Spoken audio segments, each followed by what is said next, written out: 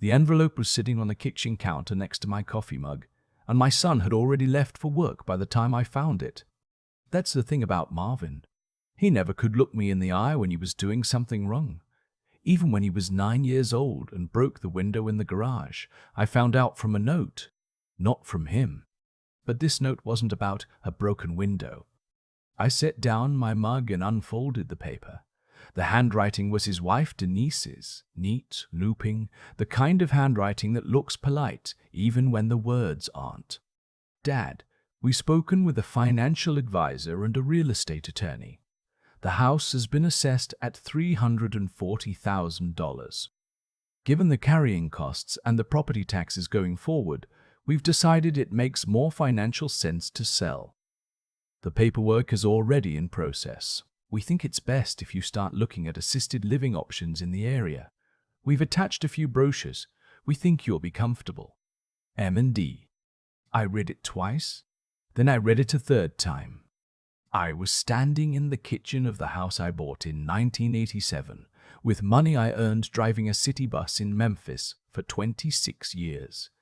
The house where Marvin learned to ride a bike in the driveway. Where his mother, my Gloria, made peach cobbler every Sunday until the cancer took her 8 years ago. Where I still kept her blue mixing bowl on the second shelf because I couldn't bring myself to move it. And my son had decided to sell it, and he told me with a note. I put the paper down and looked out the window at the backyard. The oak tree I planted the year Marvin was born was still out there, branches going wide in every direction, roots so deep nothing was going to move it. I was 67 years old. I had a bad left knee and high blood pressure, and I drove a used Buick, and I didn't own much. But I owned that house free and clear. Or at least, I thought I did. Let me back up a little, because this story doesn't start with a note. It starts about 14 months earlier, when Marvin and Denise moved back to Memphis from Atlanta. They came back because Marvin's tech company had laid off half its workforce, and Denise's event planning business had dried up after a big client backed out of 3 contracts. They were in trouble, real trouble, and Marvin, for the first time in his adult life, needed his father. I want to be clear about something. I didn't mind. I was glad to have my son home. I was glad to have life in that house again. Footsteps upstairs, someone to eat dinner with, a reason to cook more than just a can of soup. Marvin and I had been distant for years, ever since he left Memphis and started making real money and decided that his father's life, the bus routes, the union meetings, the modest house in Fraser, wasn't the kind of life worth talking about at dinner parties. But people come back to who they are when things fall apart. And Marvin came back to me. The first few months were good. We talked more than we had in years. I helped him put together his resume. Denise replanted the flower beds in the front yard, and I showed her which ones Gloria used to keep. It felt like a second chance for us as a family. Then Marvin got a new job. Junior analyst position at a logistics firm downtown. Not what he'd been used to, but honest work and a paycheck. Denise started picking up small clients again. They stabilized. And once they stabilized, something shifted. I started noticing small things. The way Denise would go quiet when I walked into a room. The way Marvin stopped asking my opinion about things. A tightness around the dinner table that hadn't been there before. Then Marvin started bringing home a man he introduced as his financial advisor, fellow named Saturn, young, sharp-dressed, always had a leather portfolio under his arm and a smile that never quite reached his eyes. He'd come over on Saturday afternoons, and the 3 of them would sit in the dining room with the door halfway closed. I was never invited to sit in. I asked Marvin about it one evening when Denise was out. He said they were just doing some long-term planning, looking at investment options, talking about building wealth. He said I wouldn't find it interesting. He said it with the kind of patience that isn't really patience at all. It's condescension in a Sunday voice. I let it go. I was tired of fighting with my son. But I remember the night I walked past the dining room and heard Sutton say, "The cleanest way to do this is through the power of attorney." Once that's in place, the rest is straightforward. I didn't know what they were talking about. I kept walking. I heated up my soup and went to bed. That was my mistake. About 2 weeks after that, Marvin came to me with a folder of papers. He said he'd been working with Sutton on an estate planning package. Said it was something every older homeowner should have in place. A living trust, advanced directives, power of attorney. He said it would protect the house, protect my assets, make sure everything went smoothly if something happened to my health. He said a man my age needed to have these things sorted out. He talked for a long time. Sutton had coached him well. I was a city bus driver, not a lawyer. I didn't understand every page in that folder. I asked a few questions, and Marvin had smooth answers for all of them. He said the trust kept the house in my name. He said the power of attorney was just a precaution, standard procedure for seniors, only to be used if I became incapacitated. He looked me straight in the eye when he said all of it. I signed.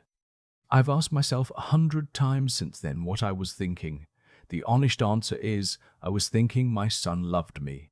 I was thinking that no matter what else had happened between us, no matter how many years of distance and small humiliations, a man doesn't do something like that to his own father. I was wrong. I didn't find out what I'd actually signed until 4 months later, when I went down to First Tennessee Bank to sort out a question about my account and the teller at the window. A young woman named Patricia, maybe 25 years old, the kind of careful professional who double-checks everything, looked at my account information and then looked at me. She said, "Mr. Calhoun, I want to make sure I understand what you're looking at today, because there have been several changes to this account in recent weeks." I didn't know what she meant. She showed me the screen. Over the past 11 weeks, a total of $38,400 have been withdrawn from my savings account in increments just small enough to avoid automatic reporting flags. The signatory on the transactions was not me. It was Marvin, authorized through a durable financial power of attorney that I had signed 4 months earlier. There was also a new lien on the property, and preliminary paperwork had been filed with Shelby County to list the house. I stood at that bank window for a long time without saying anything. Patricia asked if I was all right. I told her I was fine. I wasn't fine. My hands were shaking, and there was a sound in my ears like a highway in the distance, constant and low. I drove home. Marvin and Denise were both at work. I sat in my armchair in the living room, the same armchair I'd sat in for 30 years. The one Gloria used to complain was ugly but never made me throw out, and I looked at the blue mixing bowl on the shelf and I thought about what to do. I am not a man who panics. 26 years on city buses will do that for you.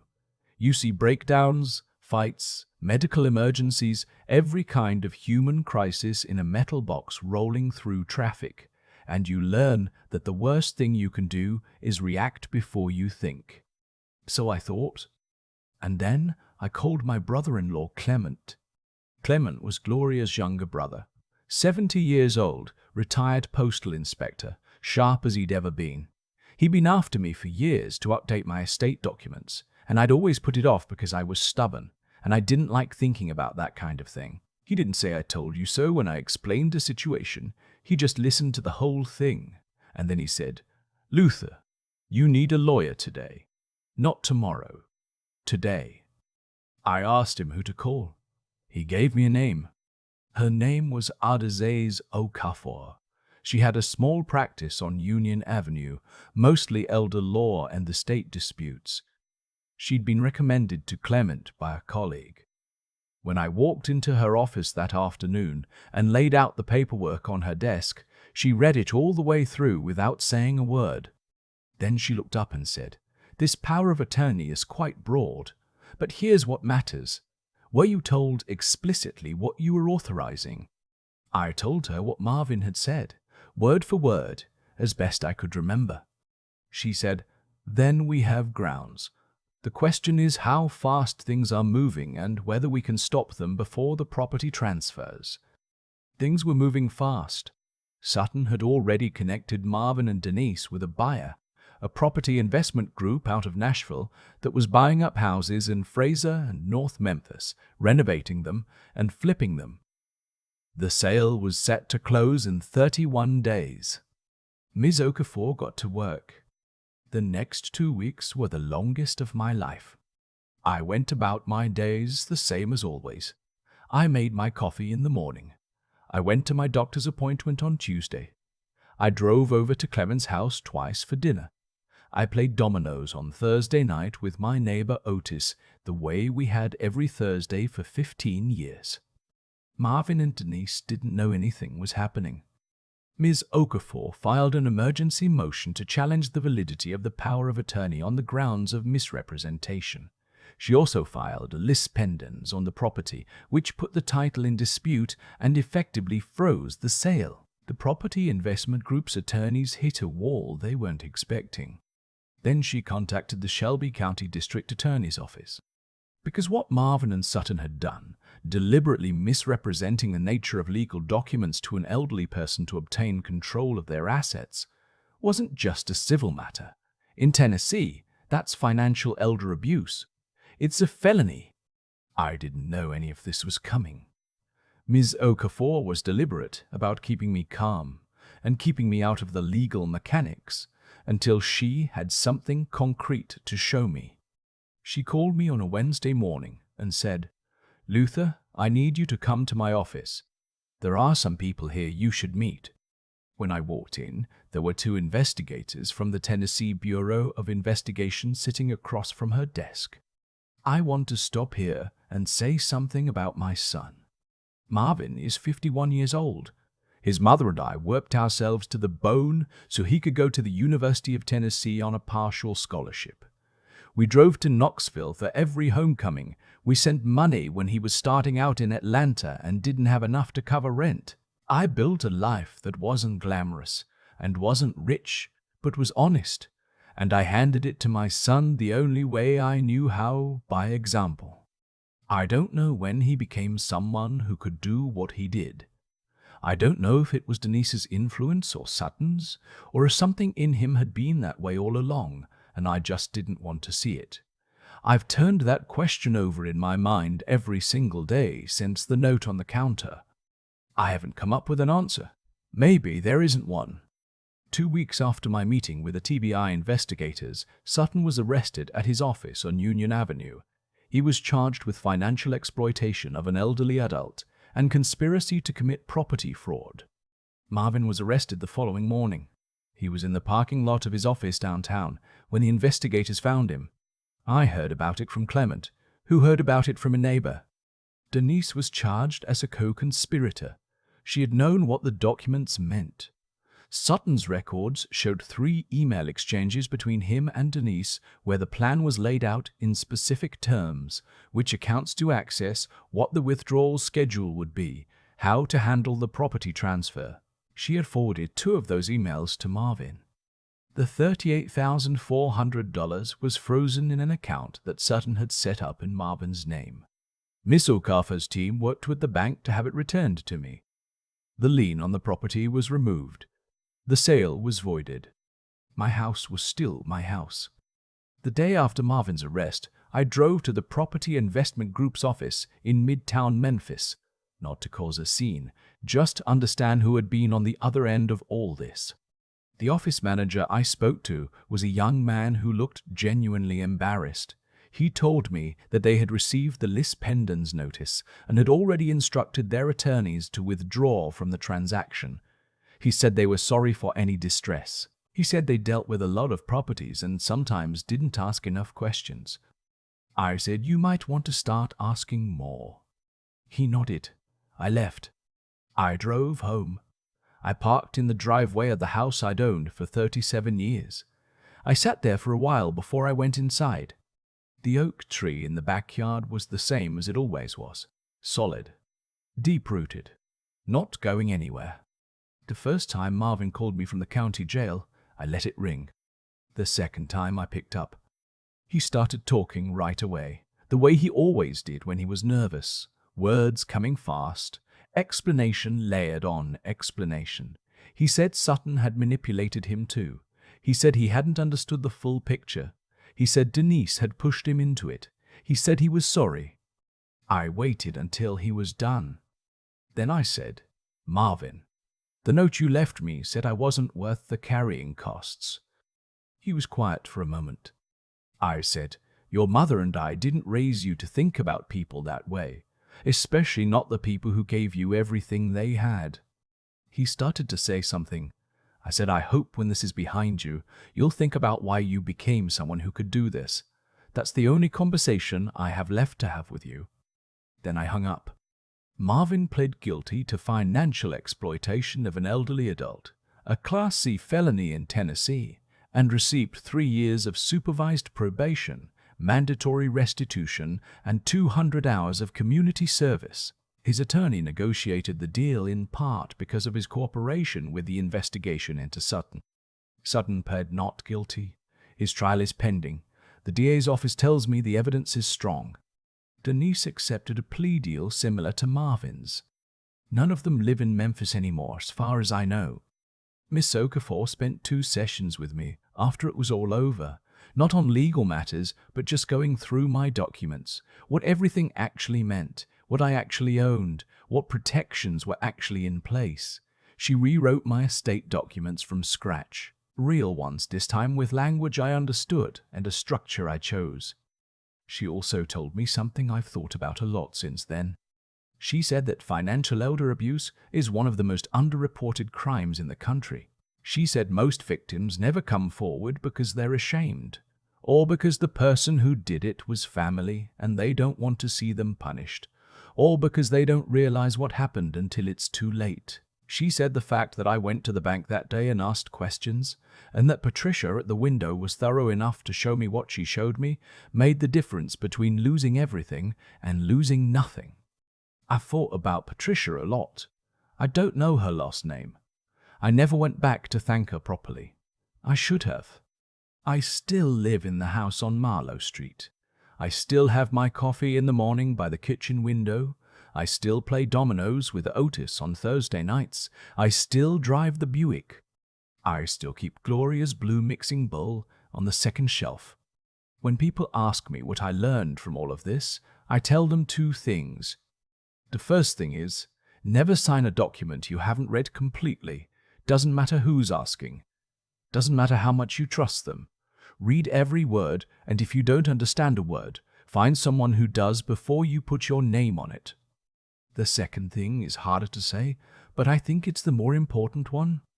Love doesn't protect you from anything. I loved my son completely, and that love made me careless with things I should have protected. The people who will hurt you most are often the ones you've decided in advance couldn't possibly do it. That's not cynicism. That's just something I know now that I didn't know before.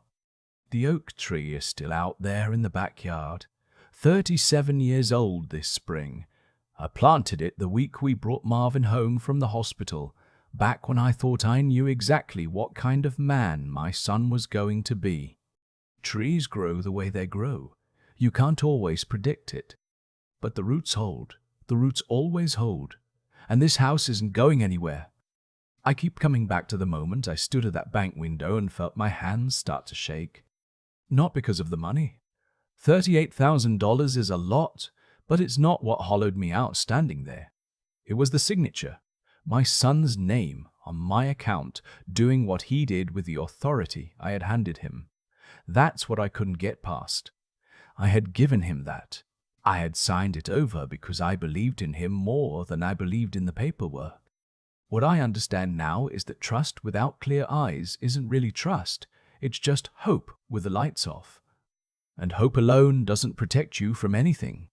Marvin wasn't a bad child. I want to be honest about that. He was a good child who became a man who made a terrible choice, and I think those are 2 different things. But what I've had to sit with is this. Somewhere along the way, he stopped asking himself whether something was right and started only asking whether it was possible. That's the moment character breaks. Not in some dramatic instant, but quietly, in small decisions nobody's watching. When Sutton first laid that plan out, Marvin had a choice. He made the wrong one. And every step after that was just the consequences of that first wrong turn, playing out the way wrong turns always do, slowly and then all at once. There's something almost mechanical about it, the way cause follows effect in situations like mine. I signed documents I didn't fully understand, so I created a vulnerability. Marvin chose greed over decency, so he created a crime. I called Clement and found Miss Okafor and told the truth to the investigators, so I created a case. Each action produced the next one as surely as dominoes falling. Nobody needed to pass judgment on anybody. The situation judged itself. What I wish I had understood earlier, and what I want anyone listening to take from my story, is that being decent and being careful are not the same thing. I thought I was a good man, and I was, but goodness doesn't automatically make you smart about the world. You have to bring your wits to it. You have to read the documents. You have to ask the uncomfortable questions, even when asking them feels like an insult to someone you love. Wisdom isn't something that just comes with age. It's something you build, deliberately, one careful decision at a time. I was 67 years old, and I still had lessons left to learn about that. And then there's the part I'm most proud of. Not the legal outcome, not getting the money back or keeping the house. What I'm proud of is that when everything came apart, I didn't fall apart with it. I sat in my armchair and I thought, and then I picked up the phone and I acted. That steadiness, the ability to stay upright when the ground shifts under you, that's the thing nobody gives you. You either build it over a lifetime or you don't have it when you need it. 26 years of city roots, of handling whatever walked onto that bus with me, had given me something I didn't even know I was collecting. The oak tree is still in the backyard. The blue mixing bowl is still on the second shelf. I'm still here. That's enough.